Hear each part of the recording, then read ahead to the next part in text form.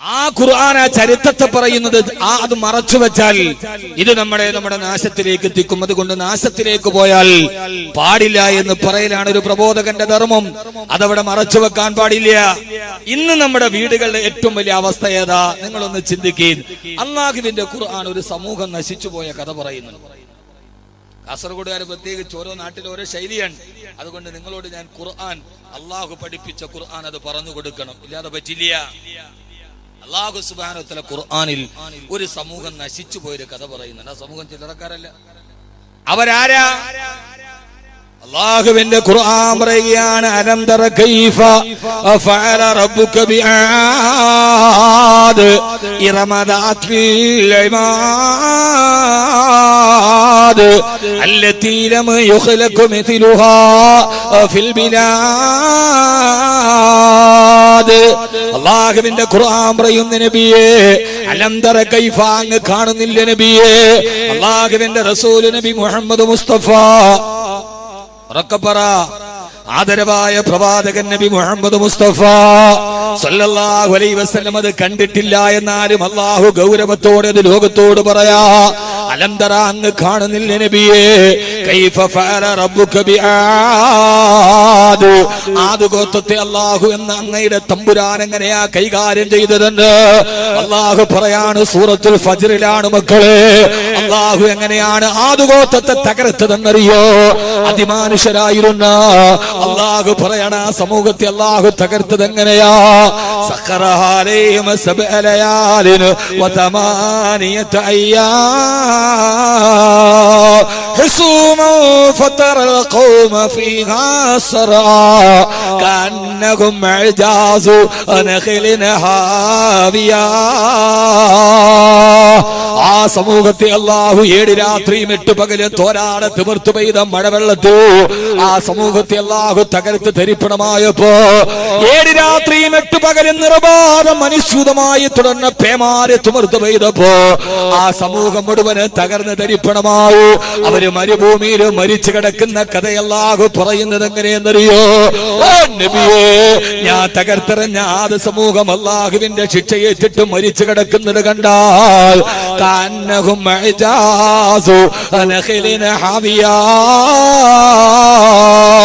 ഭീമാകാരമായ ഈത്തപ്പന മരങ്ങൾ അതിന്റെ കുറ്റിയോടുകൂടി പിഴുതു കിടക്കുമ്പോ വലിയൊരു കുറ്റിയുമായി ഈത്തപ്പന മരം പിഴുതു കിടക്കുന്നത് പോലെ ഭീമാകാരമായ വലിപ്പമുണ്ടായിരുന്ന ആദ് ഗോത്രക്കാരു 7 രാത്രിയിൽ പെയ്ത തിമിർത്ത മഴയും കൊടുങ്കാറ്റും ആഞ്ഞടിച്ചപ്പോ കുറ്റിയുള്ള ഈത്തപ്പന മരങ്ങൾ മറിഞ്ഞു കിടക്കുന്നത് പോലെ അവരെ ഞാൻ ഈ ഭൂമിയിൽ നിന്ന് തുടച്ചു നീക്കി നബിയേ. എന്നെ കേൾക്കാനെത്തിയ കാസർഗോഡ് ഈ ബേക്കറി മക്കാമിലെത്തിയവരോട് ഒരു വിമർശന ബുദ്ധിയല്ല, സഹോദര ബുദ്ധിയാ. ഖുർആന്റെ ആയത്തിനെ ഞാൻ നിങ്ങളുടെ മുമ്പിൽ സമർപ്പിക്കുകയാ. ആദ് ഗോത്രം ചെയ്ത ഏറ്റവും വലിയ തെറ്റേതെന്നറിയോ? അവര് വ്യഭിചരിച്ചെന്നല്ല, അവര് കള്ളു കുടിച്ചെന്നല്ല.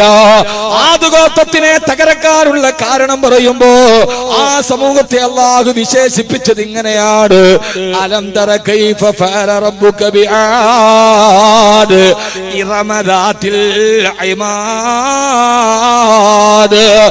ആരാധനറിയുമോ? ഇറമ. അവർ ഇറമെന്ന് പറയുന്ന ഇന്നത്തെ ഒമാനിന്റെ ഭാഗത്ത് ജീവിച്ചിരുന്ന ഇപ്പോഴും അവര് തകർന്നു പോയ അവശിഷ്ടങ്ങള് ചരിത്ര ഗവേഷകര് തോണ്ടിയെടുത്തിട്ടുണ്ട്. ഇന്നത്തെ ഒമാനിന്റെ ഭാഗത്തുള്ള ഇറമ പ്രദേശത്ത് ജീവിച്ച ആദ് ഗോത്രത്തെ കുറിച്ച് അല്ലാഹു പറഞ്ഞത്, അലം തറ കൈഫ ഫഅല റബ്ബുക ബിആദ് ഇറമ ദാത്തിൽ ഇമാദ്. അവരാരാ? ദാത്തുൽ ഇമാദ്. അവര് തൂണുകളുടെ ആളുകളായിരുന്നു. ശ്രദ്ധിക്കണേ സഹോദരങ്ങളെ, സൂറത്തുൽ ഫജ്റിലെ ആയത്തിന്റെ വ്യാഖ്യാനം നിങ്ങൾക്ക് നോക്കാം. അവരാരാ? ദാത്തുൽ ഇമാദ്. അവര് തൂണുകളുടെ ആളുകളായിരുന്നു.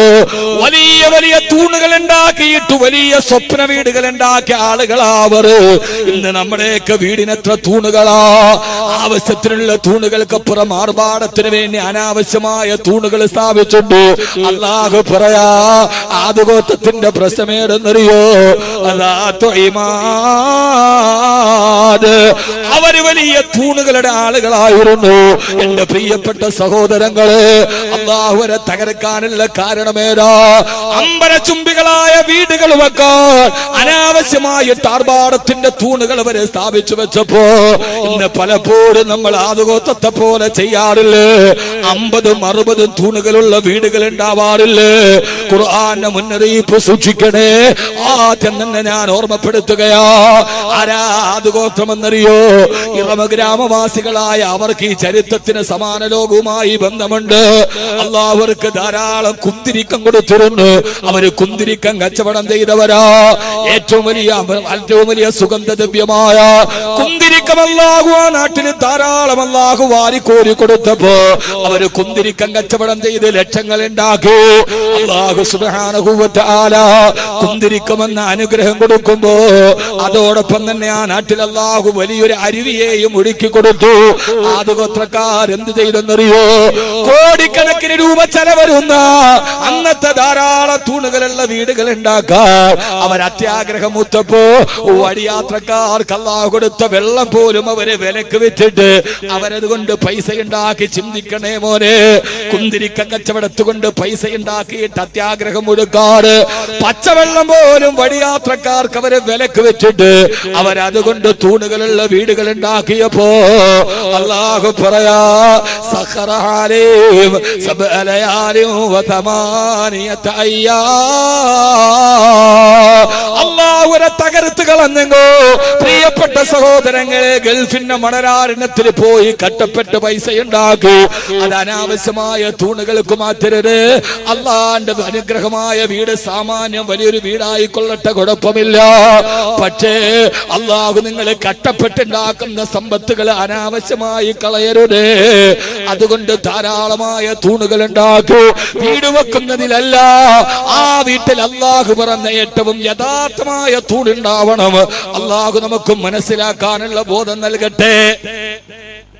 അള്ളാഹു ഒരു സമൂഹത്തെ കുറിച്ച് പറഞ്ഞത് അവര് തൂണിന്റെ ആളുകളായിരുന്നു. ഞാൻ പറഞ്ഞല്ലോ, ആർക്കൊരു പിണക്കം തോന്നണ്ട. ചിലപ്പോ ഇതൊന്നും നമുക്കറിയില്ല. ഇനി നമ്മൾ വീട് വെക്കുമ്പോ സൺഷെയ്ഡിന് 2 തൂണ്, ഒരു വീടിന് ആവശ്യമുള്ള പില്ലറുകൾ തൂണുകൾ ഒക്കെ ആയിക്കോട്ടെ, കുഴപ്പമില്ല. പക്ഷേ അതിര് കടന്ന് തൂണുകൾ ആപത്താണ്. ഇന്ന് നമ്മുടെ പൈസ മുഴുവന് നഷ്ടപ്പെടുന്നത്. എനിക്കിത് കൊണ്ട് പറഞ്ഞിട്ട് എന്ത് കാര്യമാണ്? നിങ്ങൾക്കൊരു തീരുമാനം ഉണ്ടായാൽ ഭാര്യയും ഭർത്താവും കൂടെ ആലോചിക്കും, അവിടെ തൂണ് ഇവിടെ തൂണ്. അള്ളാഹു നമ്മൾ കഷ്ടപ്പെട്ടുണ്ടാക്കണം പൈസ വെറുതെ ഭൂമിയിൽ കുഴിച്ചിട്ടിട്ട് ഖുർആൻ പറഞ്ഞതിന് വിരുദ്ധതയുമാകും. നമ്മുടെ ജീവിതത്തിൽ അള്ളാഹു തന്ന അനുഗ്രഹത്തെ കുറിച്ച് പരലോകത്ത് നമ്മൾ കണക്ക് പറയണം. അതുകൊണ്ട് നമുക്ക് എന്തെങ്കിലും ഗുണമുണ്ടോ? ഒന്നുമില്ല. അതുകൊണ്ട് ഇനിയെങ്കിലും ഈ കാര്യത്തിൽ ശ്രദ്ധിക്കണമെന്ന് നിങ്ങളോട്, പ്രത്യേകിച്ച് കാസർഗോഡ് വഴി യാത്ര ചെയ്യുമ്പോൾ കണ്ട ചില കാഴ്ചകളുടെ കൗതുകങ്ങൾ നിങ്ങളോട് ഞാൻ പങ്കുവെക്കാൻ അള്ളാഹു നമുക്ക് മനസ്സിലാക്കാനുള്ള ബോധം നൽകട്ടെ. ആമീൻ പറ. ഞാൻ പറഞ്ഞതിൽ വിഷമമുണ്ടോ? ഞാൻ പറഞ്ഞതിൽ വിഷമമുണ്ടോ? അള്ളാഹുടെ മുമ്പിൽ പറയേണ്ട സഹോദരങ്ങളെ, ഇത് ഞാൻ 15ാമത്തെ വയസ്സിൽ 7 മാസം കൊണ്ട് കാണാതെ എന്റെ ഹൃദയത്തിൽ പഠിച്ച ഖുർആനാണ്. അതിലൊരു ആയത്ത് ഇന്നത്തെ ലോകവുമായി ബന്ധമുണ്ടെങ്കിൽ അത് പറയലാണ് എന്റെ ധർമ്മ. നിങ്ങൾ സുഖിപ്പിച്ചിട്ട് വാള് പറയണേ എനിക്കറിയാം. പക്ഷെ എന്നെ സംബന്ധിച്ചിടത്തോളം എനിക്കൊരു നിലപാടുണ്ട്.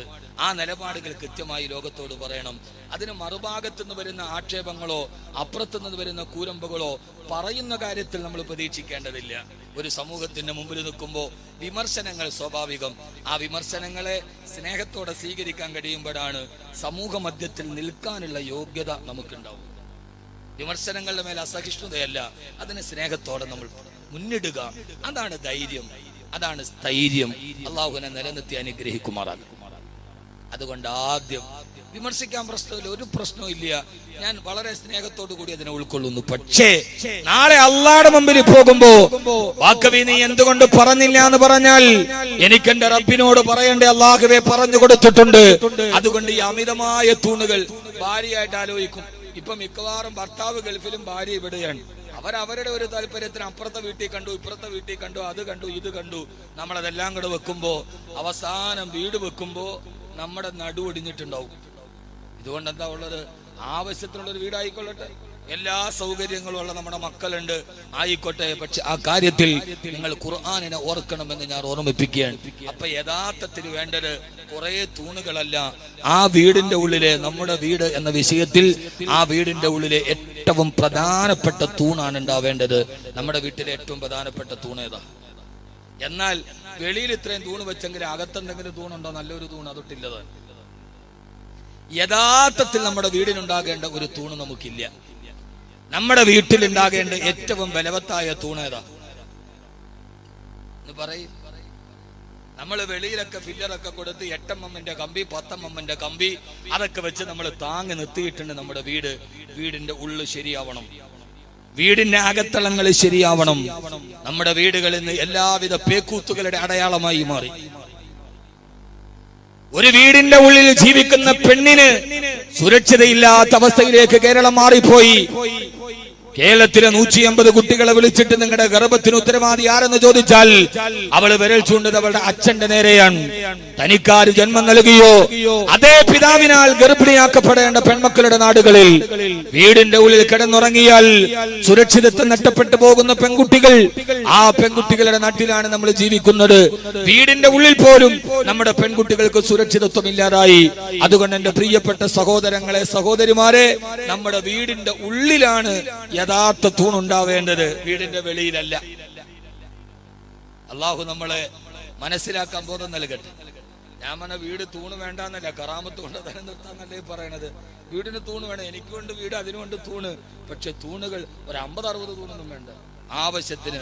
പണ്ടത്തെ വീടിന് 4 തൂണേ ഉള്ളൂ, 4 മൂലയിൽ.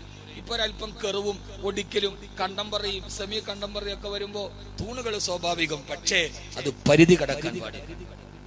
ഒന്ന്, വീടുമായി ബന്ധപ്പെട്ട ആദ്യത്തെ വിഷയം ഞാൻ ഖുർആന്റെ വെളിച്ചത്തിൽ ഞാൻ ഈ പറയുന്ന മുഴുവൻ ഖുർആന്റെ വെളിച്ചത്തിലാണ്. അള്ളാഹു നമുക്ക് ചിന്തകൾ മാറ്റാൻ അള്ളാഹു തൗഫീഖ് നൽകി അനുഗ്രഹിക്കുമാറാകും. രണ്ടാമത്തേത്, തൂണ് വെളിയിലല്ല വേണ്ടത്, നമ്മുടെ വീടിന്റെ ഉള്ളിലാണ് തൂണ് വേണ്ടത്. നല്ല ബലമുള്ള ഒരു തൂണ്. ഏതാ നമ്മുടെ വീടിന്റെ ഉള്ളിലെ ബലമുള്ള തൂണ്? ഏതാ ഒന്ന് പറയും മനുഷ്യന്മാരെ. നിങ്ങൾ എന്താ ഇത് ബജറ്റ് അവതരിപ്പിച്ച നിയമസഭ മാതിരി? വീടിന്റെ ഉള്ളിലെ തൂണേനാ? ഉപ്പ, ഖുർആൻ. എന്ത് ക്വിസ് മത്സരം? അള്ളാഹു നമുക്ക് മനസ്സിലാക്കാനുള്ള തൗഫീഖ്. സമയം വളരെ കുറവാണ്, 10:15 തുടങ്ങി.